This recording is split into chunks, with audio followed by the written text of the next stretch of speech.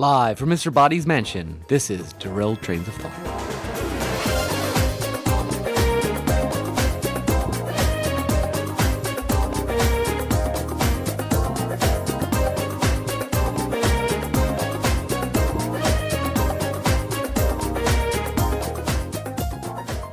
Okay, Tim. Well, this is maybe better than the bathhouse, but it's kind of spooky. There's a storm. There's at least one dead body.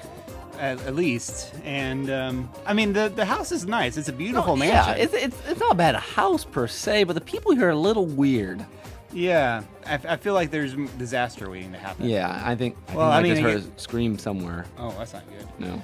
It was a dark and stormy night. Yeah. We should have known better than to answer that sort of invitation. Yeah, I don't. But anyway, the butler seems like a nice guy. The anyway. butler's stand-up guy. Yeah, stand-up guy. Yeah, at least. Now that Mrs. Peacock lady, I don't know. But anyway, welcome, folks. hi, so we're back. Yay! Episode 49. Mhm. And this is Tim. And this is Nick. How you doing? Good. How are you? Just fine. How are you doing, audience? Did you survived the Apple Festival? I did survive the Apple Festival, and then I survived the Sawdust Days. Sawdust Days? Yeah, that's the big, the weekend after Apple Festival. Rental has this big giant sale where we sell bazillions of things. And normally, I don't help. They needed help this year, so I was there running the counter and stuff Friday and Saturday. Oh, okay. So, enjoyable, but another 2 days of like craziness. Gotcha. So you're just now kind of getting caught up. going back into some sort of normal routine to a certain. I mean, outside the trips to random places like bathhouses and mansions. Yeah. But That's just my Thursdays are always very interesting. That's just our life. I'm like, Natasha, I'll be home in a bit. I don't know where I'm going or when I'm coming back. So, Yes. Yeah.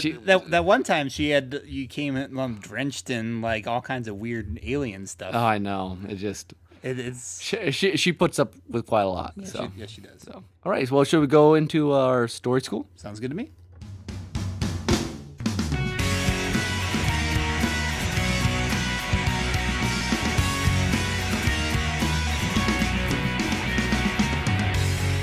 All right. So today we are tackling the topic of revisions. There is actually a reason we picked this topic for our episode. Possibly unbeknownst to most of you, episode 48 was recorded twice. Yeah, yeah. We actually had a mistake. Some audio error. A big audio error with the previous recording, which was really unfortunate because that meant we had to go back to that bathhouse and do a lot of. Yeah. Which was really hard. My hands still have not recovered. Calluses everywhere. Sheesh, man! I tell you, Baba's a slave driver. She is. It's a good thing we were able to remember our names. Yes. Anyway, so that kind of remind me. The kind of worst fear writers have, I think, is to lose everything they've been working on. You hear those stories of people like they wrote their whole first draft and it's caught in a fire or something, or hard drive wiped out, and you're like, you can't because you can't recreate something in the same way. Mm-hmm. I mean, you might have the same sort of. The story's going to be different. You're a different place. You're a different writer. So it's just interesting. I mean, that's one of the things that no one ever wants to. Because our beauty talk was different the second time. I mean, you guys might not know that, but it was. There were some things that were the same, and some things were completely different. Yeah. Well, it's in some good, some bad. I mean, we were able to bring up some things that we had forgotten to bring up in the previous recording. I'm sure we probably forgot some things that had been in the previous one. So I'll start with the usefulness of revisions. Obviously, you don't want to have a forced revision. No one loves losing things. So you go and make copies, and it's much nicer with computers now and the cloud and stuff like that. But when I was teaching middle school, I would tell them everything we do outside of little tiny things, we're revising. We revise everything. You do a first draft, I grade it. You do a second draft, that replaces your first grade, Because I think it was important to teach them very, very seldom is the first thing you write the best version of what you're writing. Mm-hmm. Now, it might be relatively close. And, some of the students were, their first draft was, I'd change a couple things, say, hey, why didn't you add this just because they don't know what else to say? And they fix it. And then some people are like, you missed an whole entire paragraph. This makes no sense. Learn how to spell the, that sort of thing. TEH does not count. So Yeah, when I taught a college class, I often wondered, certain students, you figured you were getting their very first draft when I did not have that sort of requirement. You were expecting a final draft, and you didn't figure they ever had more than one. They were done right before the class started. Yeah, basically. Which we've all know of. But I think the process of revision, though, is probably individual to certain. I mean, you got the grammar and stuff like that from writing point of view. From film, I'm sure it's different. You don't have grammar. Mm-hmm. But I guess I'll just start with my personal, and then we'll throw your personal in, and then we'll kind of try to generalize. Since I have been writing recently, well, we can tackle the writing and then we'll go to the film stuff. But, I tend to write my thing, and I'm getting better at that whole writing without editing as you write. Not great yet. But I found, especially if I can push forward and get through the first couple of pages I've mentioned before, the first couple of pages usually change the most. Because the story develops after I get through a few couple of pages and I have to go retcon myself. But it's not retconning if the draft's finished. Exactly. That's the nice thing about writing opposed to other medium. Yes, that you have a lot of time, a lot of freedom as opposed to TV or film, where there's usually a little tighter time. Yeah, you're under the wire, and At least, I mean, there's some writing that's under wire. And when I did newspaper writing, you just throw it out and make sure it makes some sense, and you're done. Like when I had to type 5 stories in 2 hours or something like that.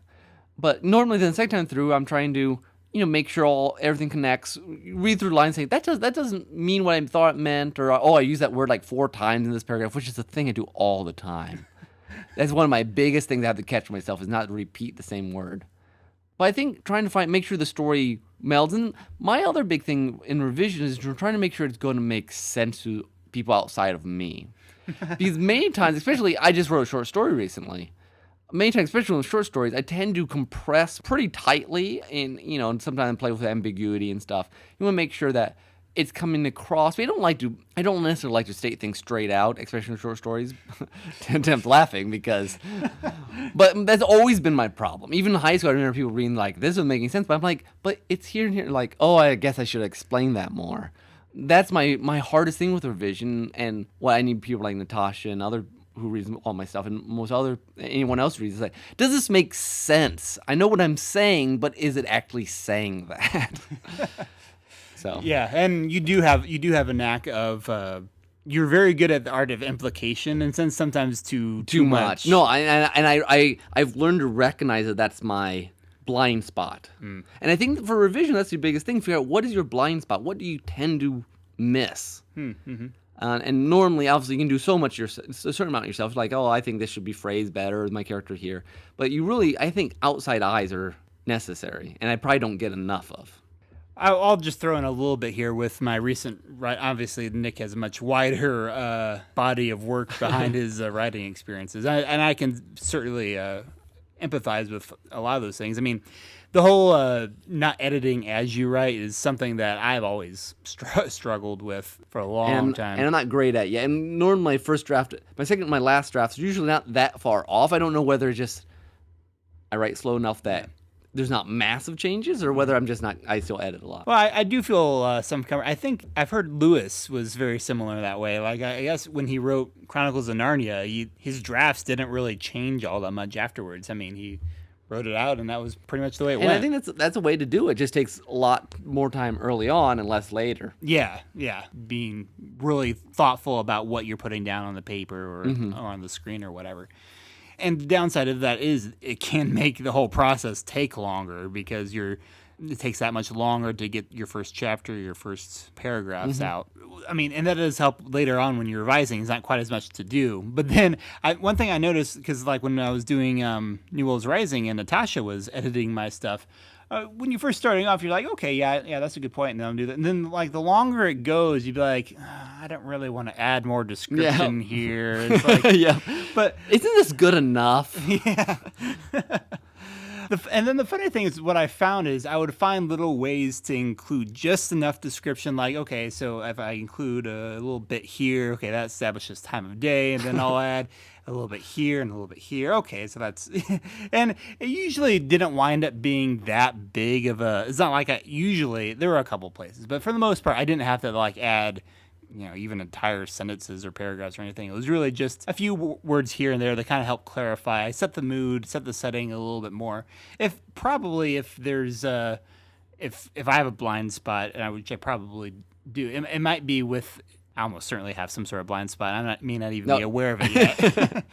but one of them is probably descriptions. My goal is more. I want to keep the story moving, keep the characters moving, and all that kind of stuff. And I don't really spend a whole lot of time really that concerned with how everything looks or anything like that. I think, and I'm not a particularly descriptive writer myself most times, at least not like exteriors. But the other thing I think I always try to pay attention to when I'm revising, and this is more for fiction obviously than like nonfiction, other things. And I always feel like I do horrible, and because I don't have a good sense of how other people read it, is pacing. I always feel like when I'm writing it, it's taking a long time, and then when I reread it, I'm like, it took like 3 sentences. Why is it over already? But then you're like, but if I add more, it'll just seem redundant because And so I never know, is this getting across what I meant in the same depth I meant it, or is it just sort of, and it's that weird, because revision at that level of communicating clearly what was in your head. Obviously the grammar is part of that, so they can read, and the punctuation, there's so much stuff in your head and so many emotions or things you're trying to communicate or actions or whatever, and then is it coming through in the writing? Is that what everyone else is getting?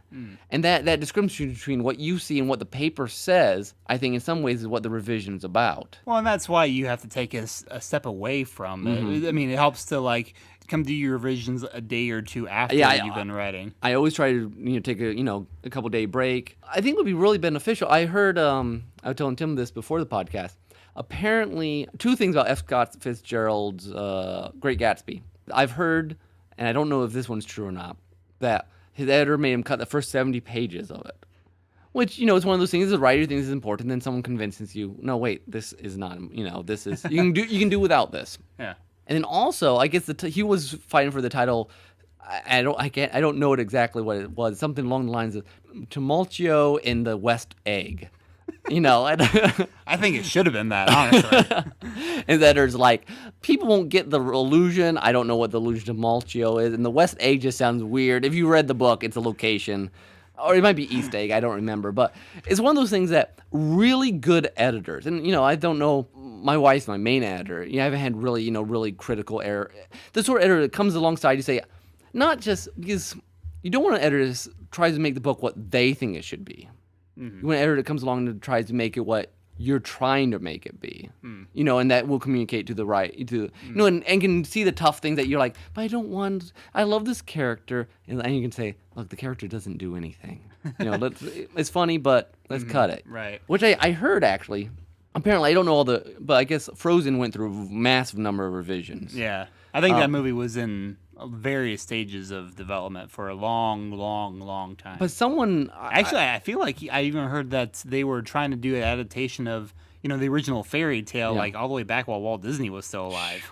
So that's been kicked around the Disney studios for quite a while. Well, and then John Carter was tried numerous times. In development hell, as they say. Someone was saying that Olaf is almost an unnecessary character. Mm-hmm. But because there's something, and it's been a while since I've seen the film, something he does at the end that they thought solidified the fact that he was necessary to the movie. So they were thinking about that sort of stuff. Okay, yeah. Because he's fun, but for a lot of the movie, he's just kind of the comic relief, and there's plenty of other comedies. Yeah. So, but at the end, he does some important stuff and talking to Anna, and yeah, that's true. Speaking of important, unimportant characters, I mean, we were talking before this too about my book, New Worlds Rising. It's funny. Looking at the outline, I only wrote about half of the outline. It's 8 chapters long, but those 8 chapters were originally 4 chapters in the outline, and it changed and flexed. Some got much bigger, and I made one fight scene a much bigger battle than it had been originally because I knew I was going to shorten the whole thing. But really, all the important stuff was in that first 4 chapters, and the second half was more to kind of move all the characters forward and establish their organization a bit more. But it was also mainly to, like, introduce more characters. And there are characters that we like and hope to see in future books, but for that story, we're not really. For that story, it wasn't as necessary, yeah. and it really was able to found. This is actually a pretty decent ending. So I think what's necessary for good revisions is a sense of fluidity to understand that the story is still moving. Yeah, this is part of the reason when I have time to, I like to write on paper. Mm-hmm. It feels more free. Then there's this fluidity about it when I type it up, that it can change as I'm typing it up, as opposed to once it's on the computer, I have a harder time moving things, just psychologically. Even in film, this is why a lot of movies will have advanced screenings for audiences, because they just to see how audiences will react to certain things. I mean, movies are such a highly budgeted, expensive medium anyway, that you have, in order to be successful, you can't just rely on the directors, even if your director is Jim Henson or someone brilliant. Like, you have to be able to play it for an audience. And sometimes audience reactions are not always great the first time, and it may just be a little thing that will help a lot. Or, it's possible to have just the wrong audience. I remember you were telling me, what was that last student film you did at Regent? Oh, the big one? With the cupcakes. Yeah, A Piece of Cake. You told me that one scene where about some double taking, you had come back, you had added it in a second time to expand the... Yeah. It's just one of those things that, like, a couple extra seconds or something changed the whole feeling of it. Yeah. Because the movies seem to, are even more emotionally... We react more intuitively in many ways to a movie than to a book. Yeah, there's things that you won't even discover about the movie until you're in the editing room and doing that. Man, talking about Piece of Cake, because that was my big project in the early days of this podcast. Oh yeah, you heard a lot of project updates. Some of you longtime listeners, I'm sorry, about Piece of Cake. But that was definitely one that I did my first cut of it. Then I met up with a director, and then we went through it and we found things to trim, and we talked things over and found things to trim. And then we thought we had a pretty good cut, and then we showed it to our faculty producer.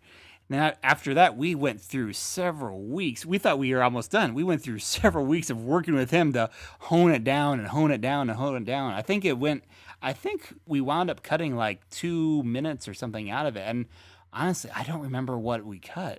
I think it was just tightening things and just being, merciless, like making sure the story had enough room to breathe and do what it was supposed to do, because comedy needs room to breathe.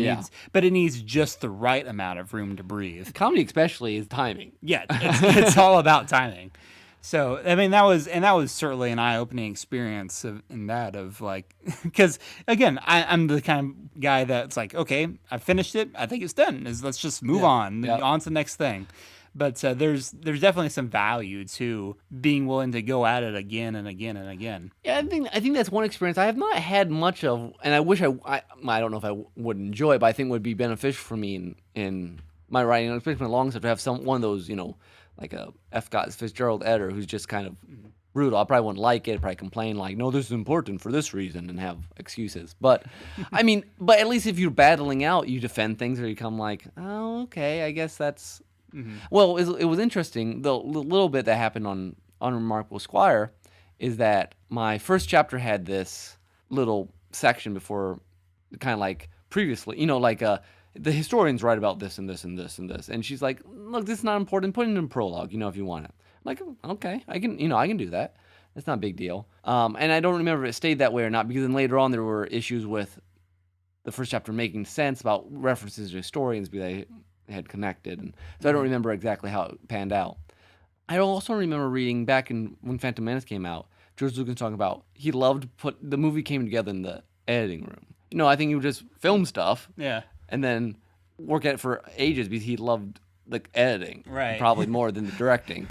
Yeah, no, I believe that George Lucas is definitely a tinkerer. Yeah, yes. Talk about someone who probably likes to revise a little too much. Yeah, and that's true, because some people's revision, I think Tolkien like that. I know some of my writing friends, they just want to keep rewriting it and keep rewriting, keep tweaking, keep adding this, doing this, and it's never done. And at some point, at least for me, I'm the sort of person, this is pretty good. I've always been like, the first 98% it's fine. And then the last 2% takes, twice as long as the first 98%. At some point, you just, I'm moving on and trying something new. What's that old, creative person saying that a work of art is never finished. You just have to come to a stopping place. Yeah. And some people have a lot more trouble with that than I do. Sure. Well, I do tend to keep tweaking it before trying to post it for people to a certain extent, but you still put it out there. I mean, there are. You could look at it either way. I mean, I guess for some people it may be a matter of pride, a matter of like this has to be absolutely perfect because if it's not perfect, that means I am at fault. And that's like, look, no work of art is perfection in itself. Yeah. Well, maybe Lord of the Rings. Okay, I tongue in cheek, but I kid. But we're all infallible people, and every work of art is going to be. We're all infallible people. We're all fallible. My entire world. No, we all make mistakes. Case in point. And so obviously no work of art is going to be perfect either. So, and we have to accept that. No, I accept it. I think art's one of those things where in many ways, by writing something, throwing it out there, is how you improve. I think it's very hard to improve by working on one thing over and over again. Yeah. Some people probably can. I think I've learned more by trying different things, and then some of it sticks and some of it doesn't. Yeah, everyone has a lot of bad work in them, and they have to get that out. You have to work through that in order to get to the good stuff. Well, I'm not even convinced. Sometimes people have a good one, and then later on, just all kind of bad stuff. They keep trying stuff, and then it's just like, okay, you should have gone back to what you were doing earlier. It's like you had that one great story. You should have just stopped. But some of the revision, and that's almost another version. Some revision is just the same theme played out in 10 different stories. We like to talk about Miyazaki. It basically has like a couple themes that just keep coming up in various. But they're all permutation. I mean, they're different stories, but it's like the artist sometimes his whole work is just trying to. I got these, 2 ideas or 1 idea. I'm going to just keep trying to find the best way to angle to approach it from. Yeah. For some people. And there's nothing wrong with that. No. I mean, a lot of great artists work like that. Mm-hmm. They always talk about like the Notes from the Underground was kind of Dostoevsky's like proto great work, and then after that, all his works were kind of working off the same themes, and they're all great novels now, and Sure. But I guess that was his turning point from whatever he used to write before that too. So definitely a lot of value to going back and not only revisiting ideas, but the revision of them. Yeah, and spending time and just throwing it out there without any revision. First off, it's just not good craft. Yeah. And second off, it's not good for getting your point across many times. I mean, like the story I just wrote, Malfunction. Yeah, Natasha hadn't read it yet, but I had my mom read it because I was at work and I printed it off. And saying, look, does this work? Does this make sense? I had revised the ending and the beginning several times already, trying to be like, okay, how does this jive? Am I giving enough info? Is it, etc. So I think struggling with trying to communicate, like we talked about last episode, we talked about beauty, or truth, or whatever reason you're writing, you want it to come across to people as well as you can manage, and that takes some effort on that point. And when I work with students, they're always like, "I'm done. It's good, isn't it?" They haven't even spell checked it. You're like, no, there and there and there are not the same. So. One example that's been I've been wanting to make sure I got it out there. I think it was even after one of the early audience screenings, pretty late into the process of making WALL-E, they made an interesting change in that. I guess the first time, before they fall down into the trash area, WALL-E gets zapped by the evil robot. Okay, yeah. I guess originally it was Eve who was getting zapped, and then there was WALL-E had this big rescue thing of her, and then after the trash scene, she was better, and they went on.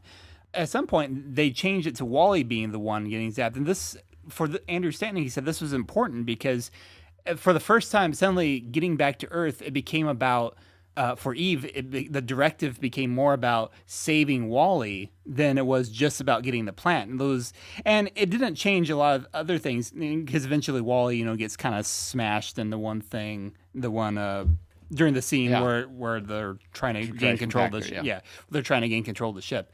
So I mean, there was always going to be that bit of Eve trying to save WALL-E at the end, but by having WALL-E get zapped earlier, it up the stakes for Eve and basically changed made that whole relationship even stronger and up the stakes a lot earlier. Are you the one who told me about the revision in Incredibles about the fight between Mr. Incredible and his wife? Maybe not. Or did I read that somewhere? I'm not sure I've heard that one.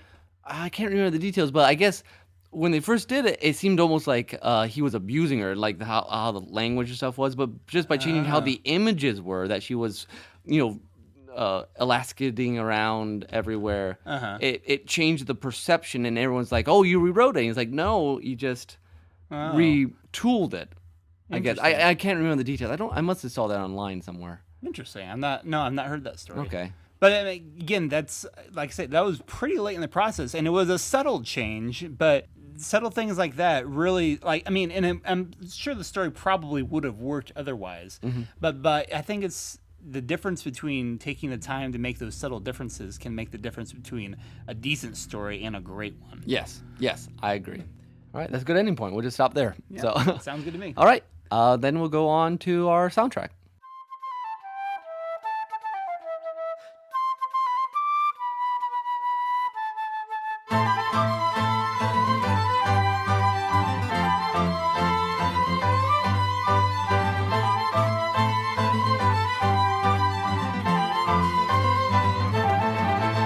I kind of stumbled across this one. It's called No Resub. And what that means in Overclock Remix terms is that a lot of times when people submit their music, and Overclock Remix has a pretty high standard of passing things through. And some people complain about that. But a lot of times the judge will say, no, we're not going to pass this, but please resubmit because there's a lot of good ideas. And if you fix this and that is the other thing. So Overclock Remix likes to kind of encourage revisions of stuff that seems to be, working well. And so this is kind of a tongue-in-cheek title called No Resub. It's a remix from Scribblenauts by Protodome. Protodome's awesome, normally at like jazzy chip tunes. This is a little more glitchy than that. But I think it's happy and you'll enjoy it.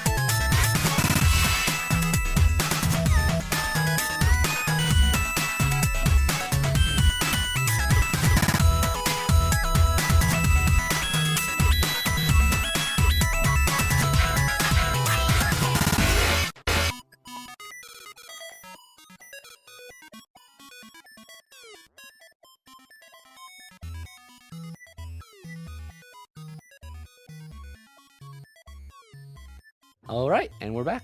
Hopefully you enjoyed that. I heard another scream. Yeah. It's getting... The dead body is starting to pile up here. So, anyways, let's go and do something completely different then. Okay? Sounds good to me. Okay. This is What If?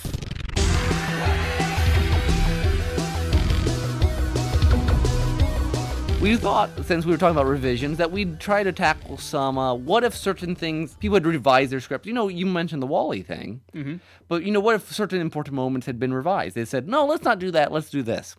And I guess one example in real life is that apparently in Return of the Jedi, we had to bring Star Wars a couple times that episode. Of course. Originally, I guess Han Solo was going to die blowing up the Death Star, which is an interesting way to... It's hard for me to envision that, partly because Han Solo has lived on in 10,000 comics and books since then.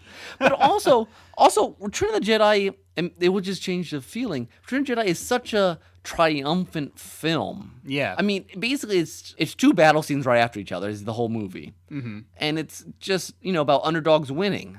And I think it would really change the feel in a way that I'm not sure I want the last of the 6 movies to feel. Yeah. I mean, I get it would have been more realistic. It would have been more like there's, casualties in war, kind of like how J.K. Rowling did in Harry Potter. Bad things happen in war. Yeah. But that doesn't seem to fit the vibe of the first of the original 3 Star Wars movies. Yeah. No, I think it would have been a big change to Return of the Jedi, because there's nothing else really in that movie that feels like that would fit. In my opinion, Empire Strikes Back, you got a lot of dark stuff going on, and it makes sense that the good guys barely escape at the end. That's kind of the theme of that movie. Return of the Jedi is supposed to be kind of wrapping everything up, so you wouldn't want to have this one last tragedy. And then you would rescue Han at the beginning and then have him die. I guess. Yeah, I mean, that's really weird. You would have had to rewritten his plot line substantially. I mean, you could have had him rescued, but you would have had to set this foreboding or something in it to make it make any sense. Yeah. I mean, it would make a lot more sense, and I half think they're going to do this. It would make a lot more sense to kill Han Solo in the next Star Wars movie if they're going to do that. Yeah. I think people half expect that because they've heard about this story before. But speaking of characters dying, here's another interesting revision. I think we've talked about this before. Jack. Oh, yeah. He was originally supposed to die in the first episode of Lost. Yeah. And that would have really surprised people. Now, was Kate supposed to be the lead then? I think so. Okay. I wonder if it would have become more, I guess Revolution had the same characters through most of it, didn't it? Yeah, the main characters, yeah, that's true. But I wonder if there would be even more of that sort of sense of life is fleeting kind of thing in Lost. I mean, Lost, there was plenty of death in it, as it was. For what I understand, the pilot Lost and the whole setup was run at, massive numbers of revision. They were off the cuff, a lot of the early stuff anyways. Yeah. So this is hard. I mean, the show would have been, I don't even know what you would say the show would be. It would have been completely different, I think. Mm-hmm. Well, and I guess you could point to a lot of things like that where the show, if they had done a certain thing differently, how different would the show have been? What if Mr. Echo had stayed around the whole time? Yeah. What would the last season even look like if Echo had been around? It would have been really interesting with Echo still around. Because he was like the third spiritual wheel. Yeah. So maybe you would have had someone...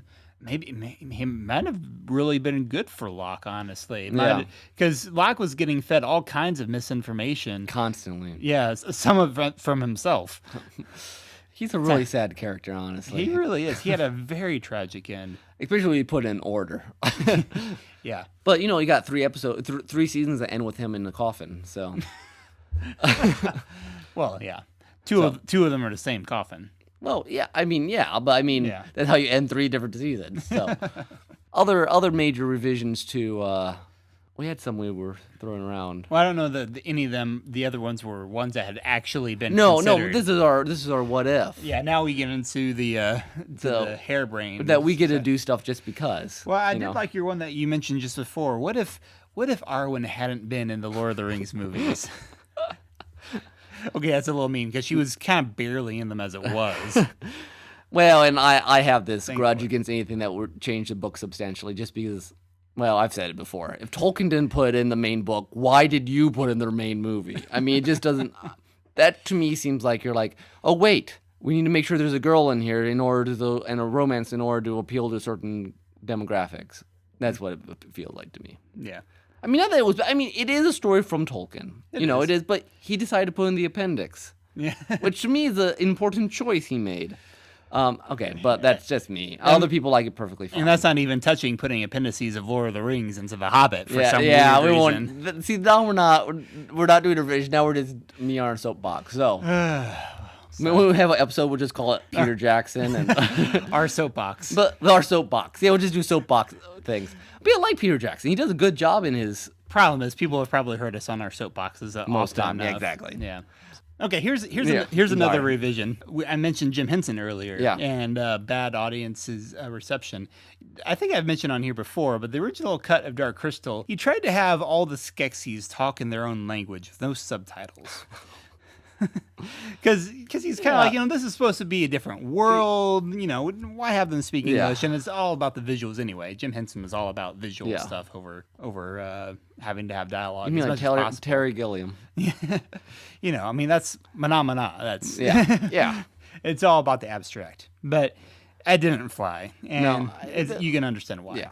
Okay, so let's come up with a harebrained one now. Okay. Okay. So we'll see. Okay, how about we just start with? We'll just switch. We were in the news is Ghostbusters is now apparently going to be redone with all girls. Female cast. Female cast. Let's take some character and switch gender on them. Okay. I'm trying to bring up something we haven't brought up in other episodes as often. What about Braveheart? What if we make William Wallace? So we're talking Joan of Arc now. Yeah, Joan of Arc. Actually, I'm surprised they haven't done a modern day Joan of Arc thing. Not that I know of. Well, I guess part of the problem is that it's hard to have Joan of Arc as a feminist icon when she's getting her instruction, her vision, not from herself, but from God. Yeah. So that's part of the problem there. But what would it would have a whole new meaning to the torture scene at the end. And it would probably be a little even more Yeah, that would change a lot of kind of your dynamics and everything. Revisionist history in a really weird way. A really weird way, yeah. I'm glad they didn't do that. Yeah. Okay, that was a weird one. Well, because they just made Thor for female, didn't they? They announced it? I don't remember if it's happened. Yeah, I don't understand how that's working. I don't understand that one either. I mean, I get like Captain America, because that's just a title. Yeah. Like I can see, that's like having a Supergirl or what have you. Yeah. Technically, Supergirl is a separate character, but I can sort of see it. Thor is a little confusing to me. Like, if she just has the power of the hammer, okay, cool. But should her name still be Thor? I don't know enough about the mythology behind the Marvel Thor to really say. Yeah, interesting. No, I don't know. Okay, let's see. What if Stranger Than Fiction? What if you died? Oh, well, would have been a much sadder story. Yeah, and that movie is interesting because it almost admits it's a cheat by making him live. True. It also suggests though that, well, from literature perspective, it's a cheat, but it kind of brings up this idea that perhaps, well, the way she puts it is that the man's life, if he's a good man, is worth more than a work of good literature, which is true. It is true, yes.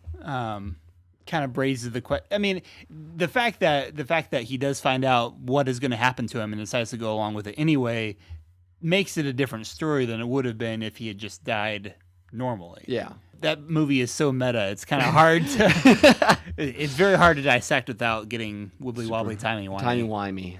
Oh, okay. So here, what if we had a female doctor? A lot of people want there to be a female doctor sometime soon. I know, but what would that look like? Well, I'm not sure. I mean, from a logistic point of view, I don't think they should.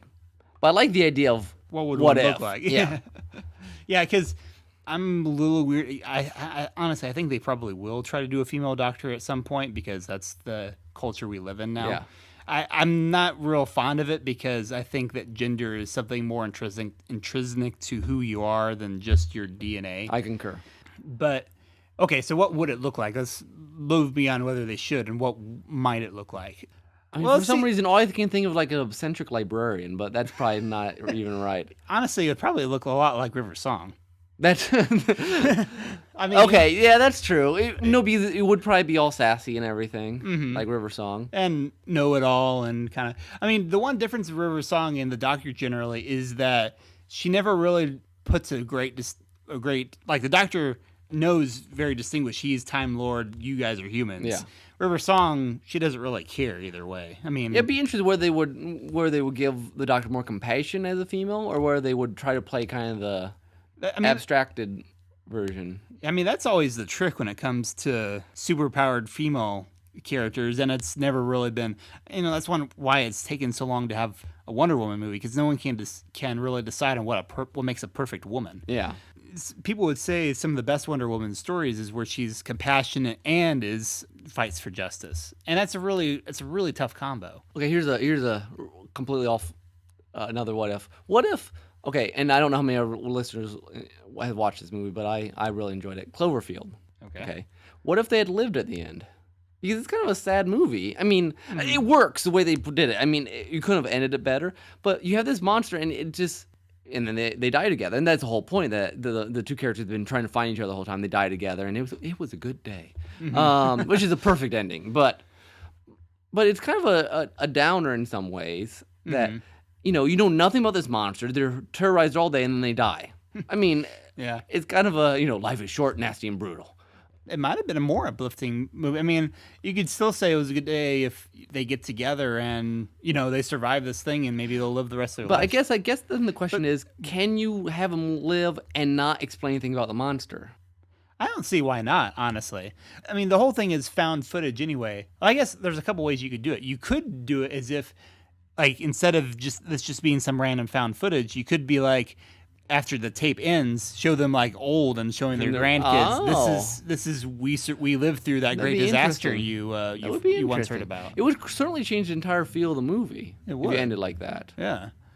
It would be sort of like, you could turn it into sort of this, the human spirit goes on. We survived, however, and maybe you could touch somehow on where the thing had come from. Because I guess that's the interesting thing with some of these revisions is that, especially with deaths or things like that how you kill a person or you don't kill a person, either it feels cheap or not, or maybe right or not. You decide, am I trying to be optimistic or am I trying to be, how can I get away with, does it feel more true to kill him or more true to keep him alive in some ways? And sometimes you can have stories where you could do either, and they would both fit. And then I don't know how they, I never watched Terminator Salvation, but I think there was one version where he died and one then he lived, and I think even filmed. I don't remember if they filmed it. I do remember hearing one where basically John Connor got, well, I'm trying to remember now. I guess not. I was gonna say assimilated, but it's not the Borg. But I think what happened was that I remember what it was. It was Cybernet had been trying to create a fake John Connor and then implant him within the timeline, the human resistance, and basically wipe them out that way. So if they had been able to do that, that probably would have been essentially the end of the humans would have all lost. Okay, and that would be kind of sad. Yeah, that would have been the evil ending. The evil ending. But yeah, it is interesting how if you just by changing certain key things, it can really change the entire movie, the entire meat of the story in a sense. And I guess, and there have been stories that played with this, if you change, Run Lola Run kind of plays with this, you change one event at the beginning of a sequence and it has dire consequences for the rest of the sequence of events. Well, there's been TV. I watched a little bit of Daybreak, and you keep reliving the same day over and over again, and you do different things and try to break this. Groundhog Day sort of. Oh, okay.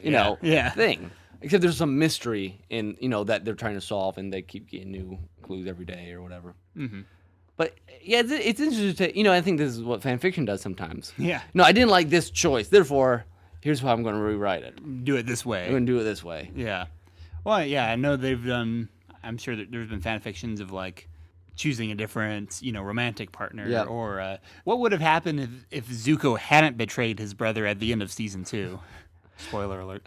And I guess what's interesting though is that we interact with stories in this way where we feel like we can change them, that the characters live outside the story. I think that's interesting. I mean, myths has always been. Myths. There's so many different versions of myths because different people absorb them and do them, and reinterpret them. And I think that's an interesting thing that, I'm back in my story school. I'm not meaning to be, but, this act of us trying to rewrite stories is what people are constantly doing. Mm-hmm. And I think the sign of a really good story possibly is that you don't see any place you would want to change it. Yeah, or you could, but you're like, but this version's still better. That's a good point. You can have a lot of different mean, there's been lots of different Superman stories, a lot of different Spider-Man stories over the years, or what have you. But there's really only one definitive Lord of the Rings. Mm-hmm. I mean, the movies are good too, but the same, that's the adaptation. That's the Peter Jackson version. We know the original one is the real one. I'm trying to think of one more good harebrained, really, really good harebrained one. I know we went to serious mode. That doesn't normally happen in What If. No, not really. Normally we have Dorothy running around blowing up, Tin Man and stuff. Probably the closest we had was when we did Tolkien doing Star Wars. That was way back when. That was way back. I think that was our first What If. I think you're right. Okay, we need a crazy What If. Like what's a movie I've seen recently? See, now I got this whole stuck on like people dying or not dying, or whether it's a guy or a girl. And let's try something like, what if? This is not really one, but I always wanted to write an X-Files episode. Like, I always wanted to write one where Mulder was wrong. No, seriously, isn't he half the time though? It's not always the weird thing. It is always the weird thing, from what I remember. I couldn't, some X-Files expert, but I remember Scully would have these ideas. And they might be. It's like the most that Listen episode of Doctor Who. Oh, okay, yeah. Where you just always believe the Doctor, and then finally there's an episode where like, wait a second, maybe he was wrong. Maybe he was wrong every time. But I don't think there was ever one like that for. And Mulder, I love Mulder. He wasn't always right with the exact answer, but he was always. It was never the normal thing. Mm-hmm. It was always the odd thing. Yeah. Which is it's X-Files. I mean that's why it is. But I always won one episode. Not that Scully would always believe it. Yeah, exactly. And sometimes it was really ambiguous. Like, I don't know what it was. There was something like that on Castle recently. Do you ever watch Castle? I haven't, no. Well, in a lot of episodes, they'll have something where he'll come up with some crazy theory for like, that thinks the zombie apocalypse is gonna, and turns out it's like these zombie impersonators. That's why they had a zombie on the surveillance tape or what have you. Well, then there was one recently where the guy thought that he was being. It seemed like there were some demonic forces at play or something like that. So that's what Castle thinks it is first, and his partner, is not like, no, it's not. And then later they think, oh, maybe it's an invisible man. His partner's like, no, it's not an invisible man. And it actually is. It actually winds up like involving some government cloaking technology and stuff. So it's like the one time where they actually did this really weird sci-fi thing with it instead of just being a normal mystery caper. That's hilarious. Okay, that was another complete side tangent. Still not quite in the harebrained. Not quite harebrained enough. Okay, we're going to do a ridiculous one. So what if... The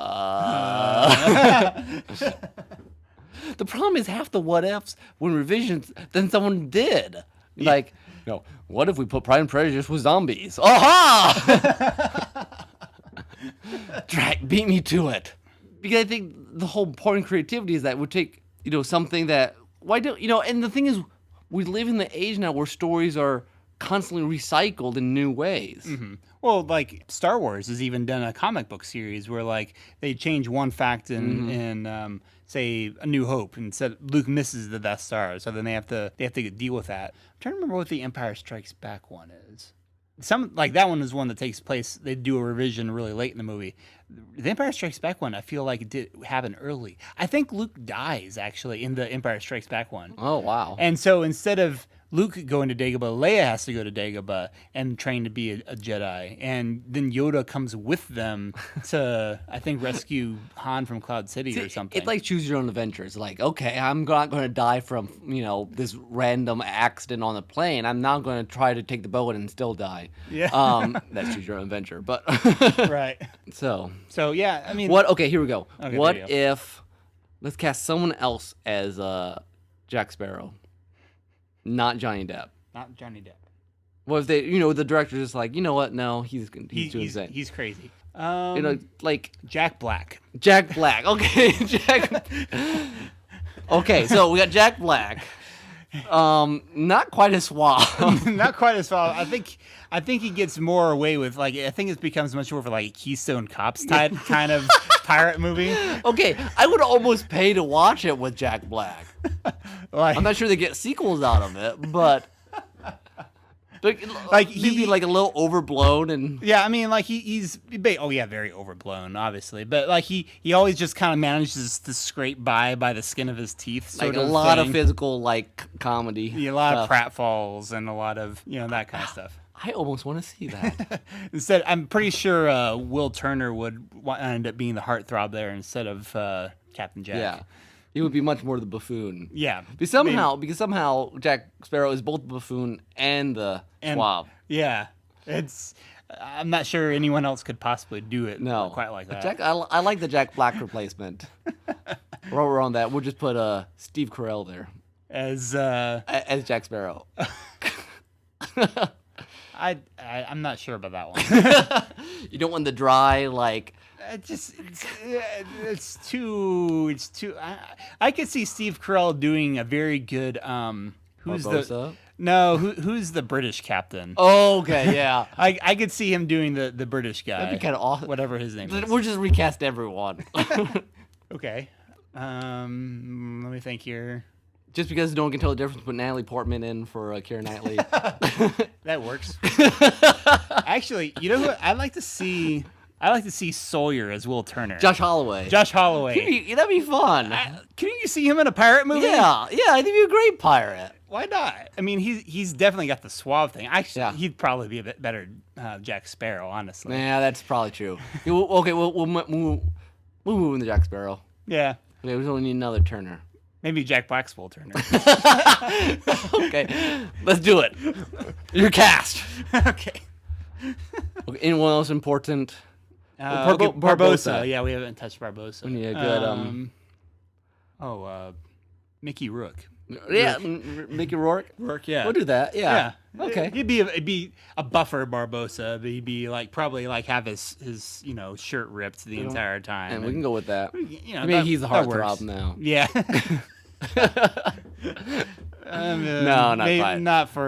Not quite as wide of appeal. I mean, there'd be a certain that'd be really attractive to him. Don't get me wrong. But all right, so that most of the characters then. I think so. Yeah, man, that was a good idea. We should recast people. That's kind of a loose revision, but I guess Yeah, it was fun. Yeah, it was harebrained. It was harebrained enough. Okay, there we go. We can wrap this up now. We're gonna go. Okay, so we're done. Yep, I think we're done. Okay, so let's give us some contact info here, Tim. Okay, well let's revise the order we usually do it in. We'll say this time first you can listen to us live at mixler.com/Derailed Trains of Thought. Or you can email us at derailedtrains@gmail.com, or you can go back to do it the classic way, visit our website, derailedtrainsofthought.blogspot.com. You can also subscribe to us on both Stitcher and iTunes. Stitcher, we found out, in case you've been listening to us talk about it and wondering what it is, Stitcher is for people who have Droid phones. Yes. Instead of iTunes. Yeah. And also, we've been the reruns. We're on YouTube. Yes. Yes, the reruns have been continuing on YouTube. You can find us easily there by going to youtube.com/Derailed Trains of Thought. Or actually, it might just be just youtube.com/Derailed Trains. I think it is Derailed Trains. Yeah, that sounds right. So yeah, all right. We're lots of places to listen to our stuff. I hear some gunshots going off in the foyer. Man, as long as we don't find another body. I think I heard 1, 2, and 2 and 1. I tell you, with so many dead bodies around here, you just kind of get, you just kind of tune it out after a while. I know. It's unfortunate. You just have to go with it. Yeah. Okay. For my soundtrack today, I basically just did a Google search for OC Remix for revisions. Again, knowing that some songs they go through some revisions before they get accepted on OC Remix. Took me a while to find one that just really sold me, but this is the one that I went with. It is a relatively new song. Well, the game is not new. In fact, it's not a game I'm at all familiar with. It's called Tyrion. No relation to a Game of Thrones character or a city in Children of the Wells. A revised name for a city. Yeah.